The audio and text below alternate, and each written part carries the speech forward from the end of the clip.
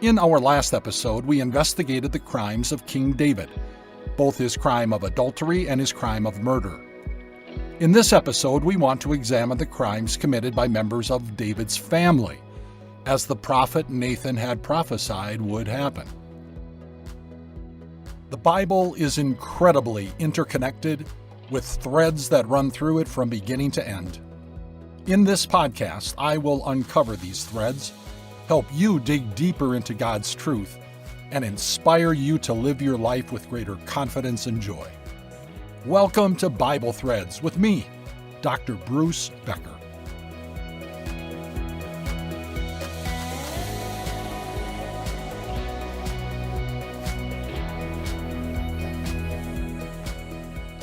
Let's start with Joab, the general of David's army.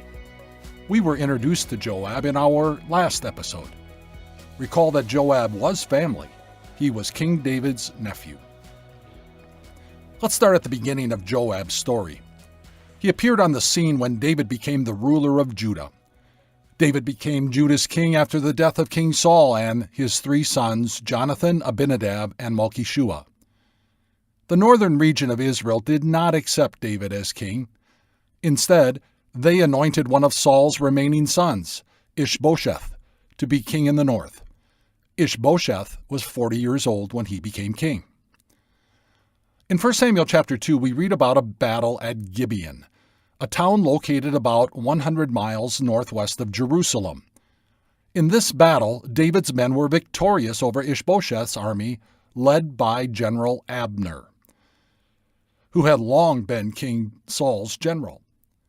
Also at this battle were Joab and his two brothers Abishai and Asahel. Near the end of the battle, as Abner's soldiers were retreating, Asahel pursued General Abner. Abner called out to Asahel, "Stop chasing me. Why should I strike you down? How could I look your brother Joab in the face?" But Asahel did not stop his pursuit of Abner. And so reluctantly Abner turned to confront Asahel and killed him by thrusting the butt of his spear into Asahel's gut.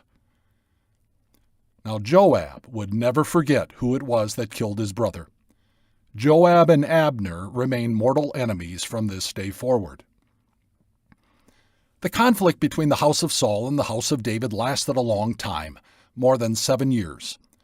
As time went on, David grew stronger and stronger, and the house of Saul grew weaker and weaker. Then something happened that caused General Abner to switch his allegiance from King Ishbosheth to King David. One day Ishbosheth accused Abner of sleeping with one of King Saul's concubines. Now, a concubine was a woman in a polygamous royal marriage who had less status than one of the king's actual wives. A second-class wife, you might say.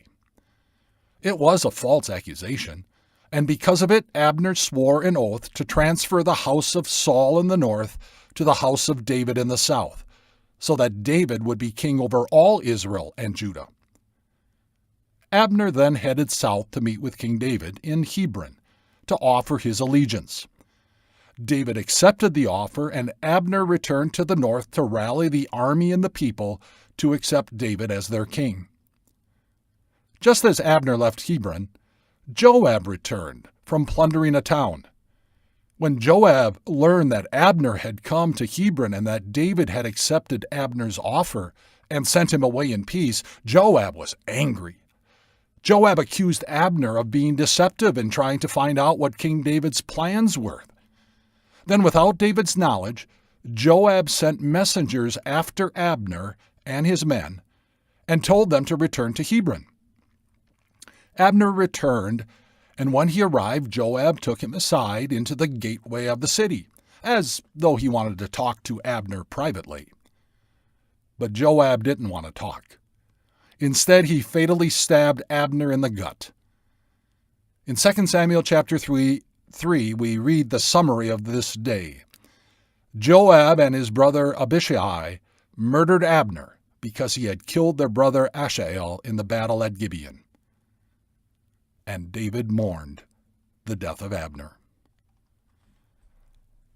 At the age of 30, David became king over all of Israel, and would reign for 33 more years. One of his first tasks was to capture the city of Jerusalem from the Jebusite people. The Jebusites were descendants of Noah's son Ham and his grandson Canaan. In David's day, the Jebusites were one of the Amorite tribes known for their detestable worship practices. With the capture of Jerusalem, David made it the capital city, and he built a palace there.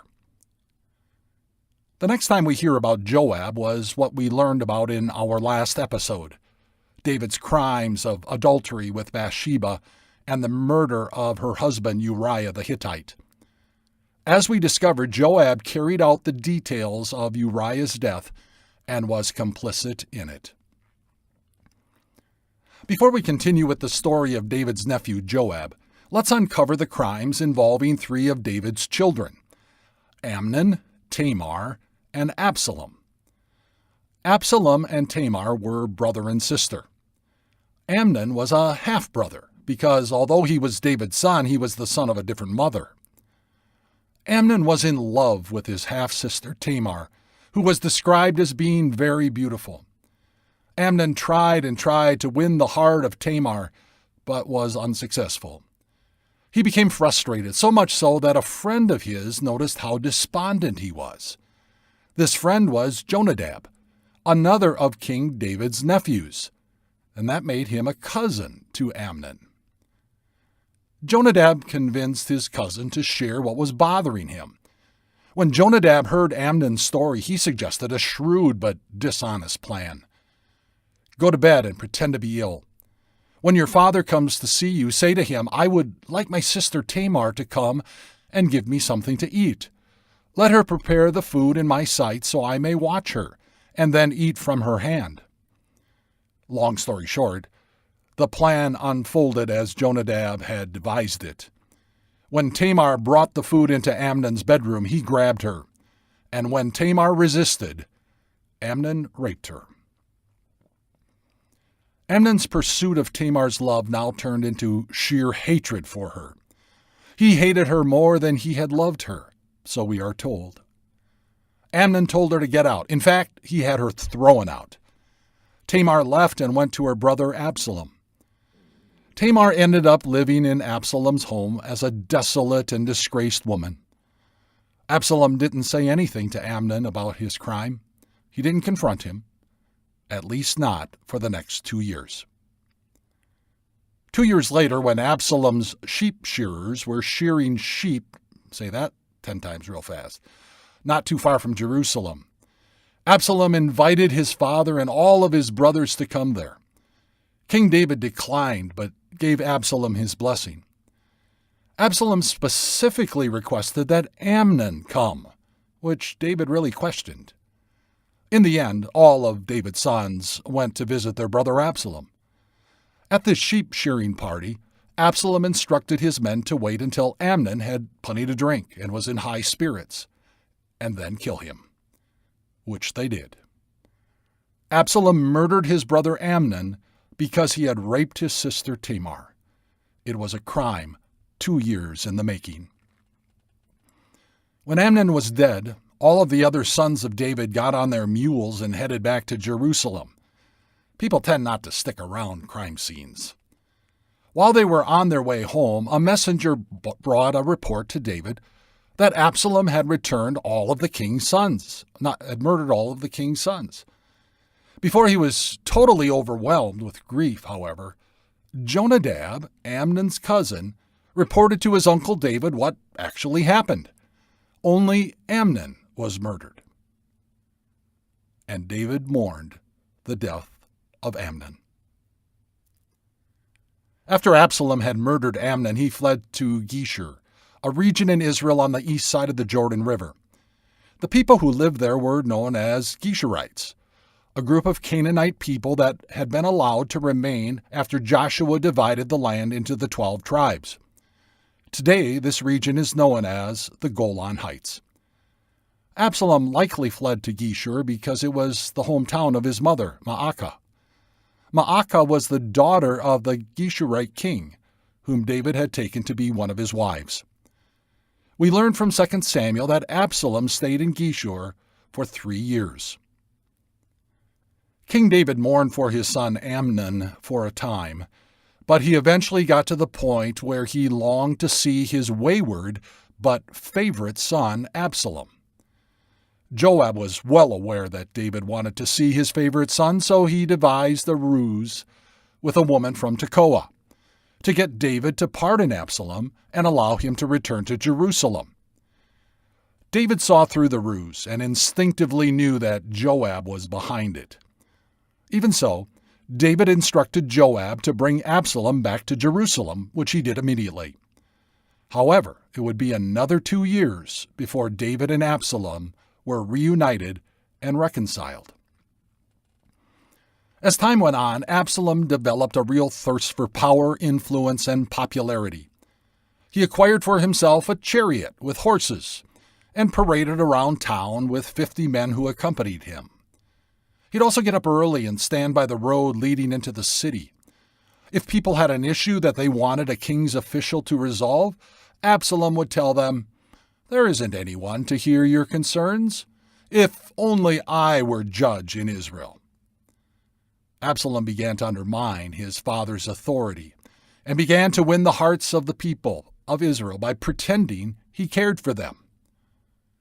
Absalom reminds me of a power-hungry, shrewd politician, which I guess he was. Long story short, Absalom conspired against his father, built up an army, instituted a propaganda campaign to win the hearts of people, so much so that people throughout Israel declared Absalom to be king in Hebron. Hebron was a city just 20 miles south of Jerusalem. When word came to King David that the hearts of men of Israel were with Absalom, David and those loyal to him fled the city of Jerusalem. As David fled the city, he experienced a really low point in his life. He was cursed by a member of Saul's clan named Shimei, who also pelted David with rocks and dirt. King David was on the run. There are 2 men we should also mention, men who deserted David to serve Absalom. One was Ahithophel, whom we met in our last episode. Ahithophel was David's chief advisor, and recall he was the grandfather of Bathsheba. The Bible doesn't tell us his motives for abandoning the king, but it seems reasonable that he harbored anger and resentment because of what David did to his granddaughter and to her husband Uriah. The other man that I want to mention was a personal friend of David's, a man by the name of Hushai. When Absalom asked Hushai why he had abandoned his friend, the King David, Hushai revealed that just as he had served David, so now he wanted to serve the son. "Long live King Absalom," he said. Hushai seemed to have been looking out for himself and his political future. We do get a bit of a window into Ahithophel's heart when Absalom asked him to give him his best advice. Ahithophel said, "Lie with your father's concubines whom he left to take care of the palace. Then all Israel will hear that you made yourself a stench in your father's nostril, and the hands of everyone with you will be strengthened." So they pitched a tent for Absalom on the roof, and he lay with his father's concubines in the sight of Israel. Recall from our last episode that the prophet Nathan specifically said this would happen. And there's a tinge of irony, don't you think, that Absalom committed these acts of sexual revenge on the very same rooftop that David had first observed Bathsheba bathing. Absalom also asked Ahithophel for a battle strategy against David and his men. Ahithophel suggested an immediate strike against David, kill David, and then spare the lives of all who were with David. Seemed like a good plan. But then Absalom asked for a battle strategy from Hushai. Hushai advised taking some time to recruit more soldiers from all over Israel and then go after David. What happened next is a window into Hushai's heart.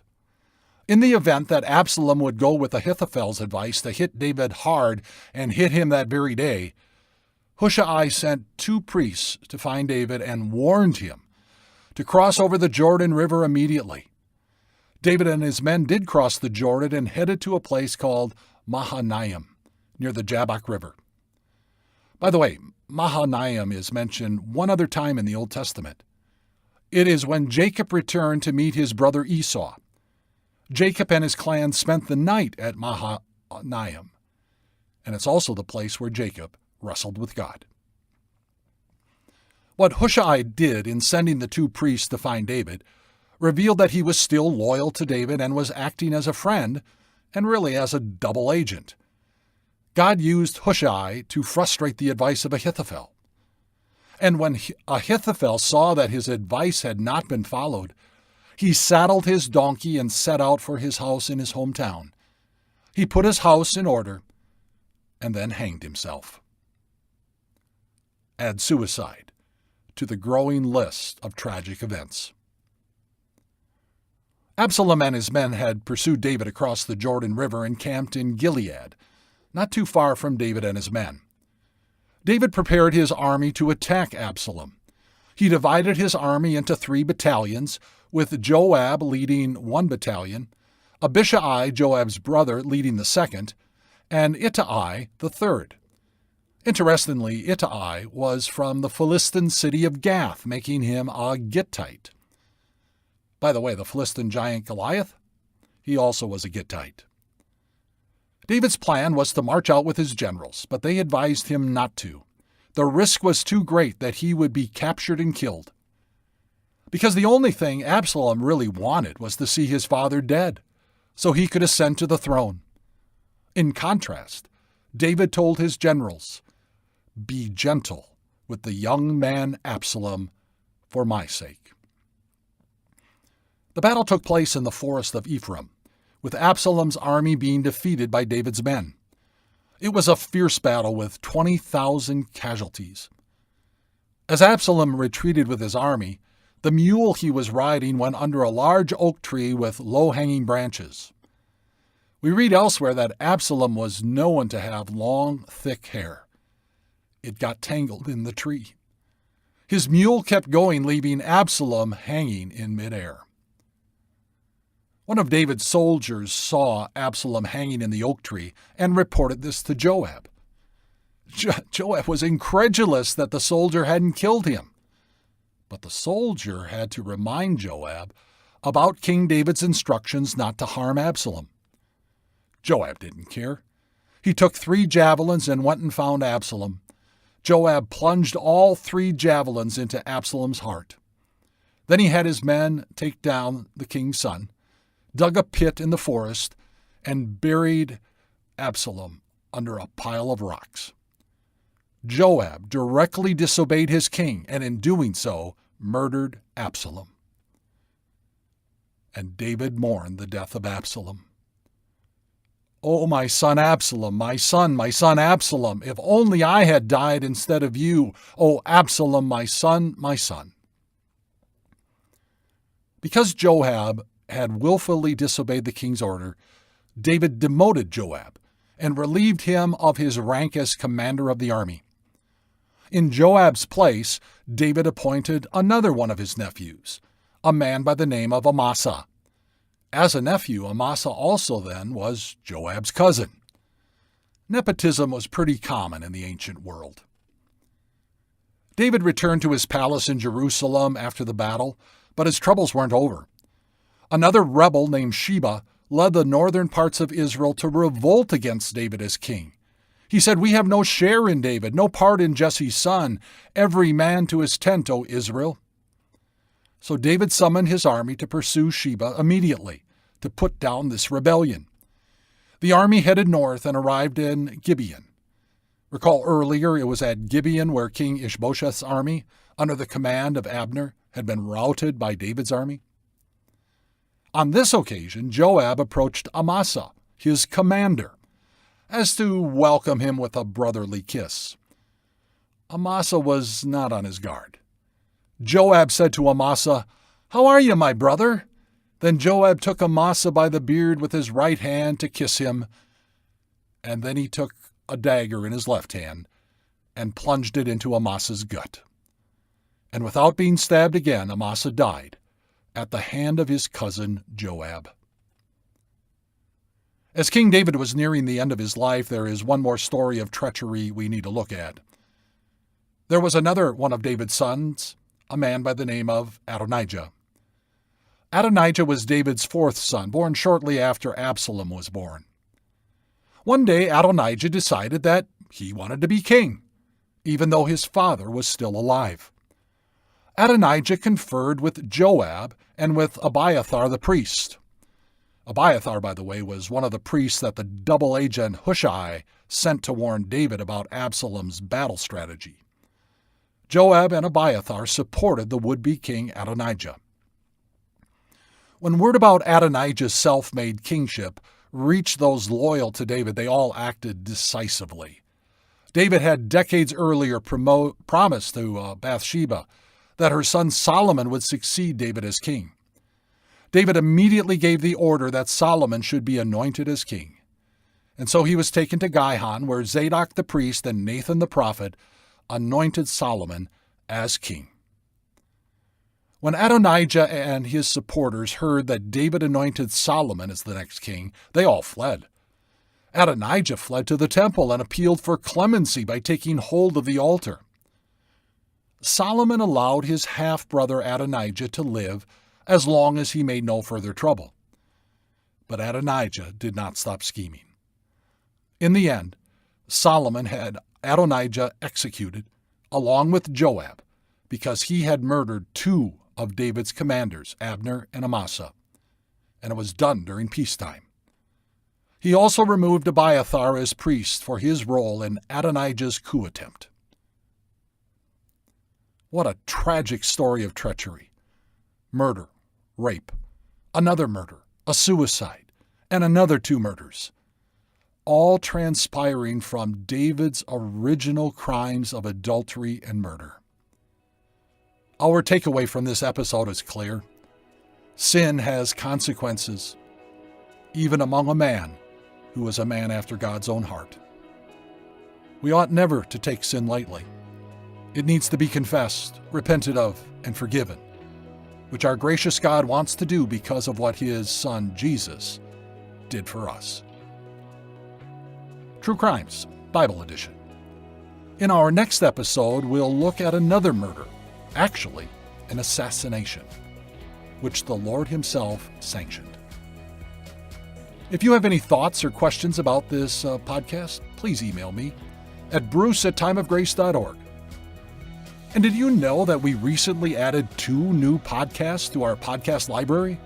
Both are by Pastor Jeremy, Evening Encouragement and Bible Breath. Check them out. And thanks for listening, and God bless.